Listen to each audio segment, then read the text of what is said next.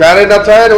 સર્વ સમાજના વડા અને ઉમા ખોડલ નરેશ પટેલ થી મળીને એ સંસ્થાના વડાઓને વિનંતી કરું.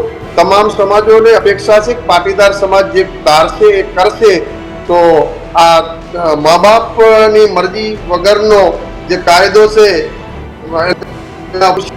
લગ્ન માટેની પહેલ વિધાનસભાના માંગણી કરી હતી. પછી પાટીદાર સમાજે આક્રમકતાથી લડાઈ લડે છે.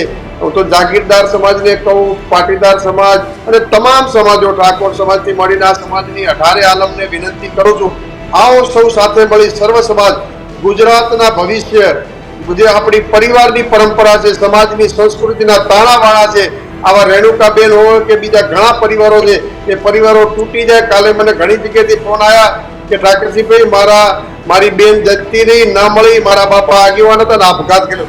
ઘણા પરિવારોની વેદના છે. આ વેદનાને સરકાર આગેવાનો સમજે, પરંતુ આગેવાનો હોય કે બીજા સમાજના આગેવાનો હોય, એનાથી વિશેષ જવાબદારી તો સનાતન ધર્મના તમામ સંતોની છે. હું સંતોને વિનંતી કરું છું, સનાતન ધર્મના દીકરા તરીકે જો સનાતન ધર્મને બચાવવો હોય તો સનાતન ધર્મના તમામ ધર્મગુરુઓએ સરકાર પાસે માંગણી કરી અને આ મૈત્રી કરારના કાયદા રદ કરવા જોઈએ.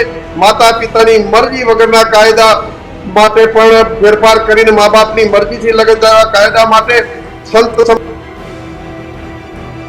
સમાજે પણ કરવું લાગે. આ જવાબદારી સમાજ તમામ તમે ધર્મગુરુઓ આ બાબતે આવો એવી વિનંતી કરું છું. આ જ પ્રકારની તમામ અપડેટ જોવા માટે ન્યૂઝરૂમ ગુજરાતને લાઇક, શેર અને સબસ્ક્રાઇબ કરવાનું ભૂલતા નહીં.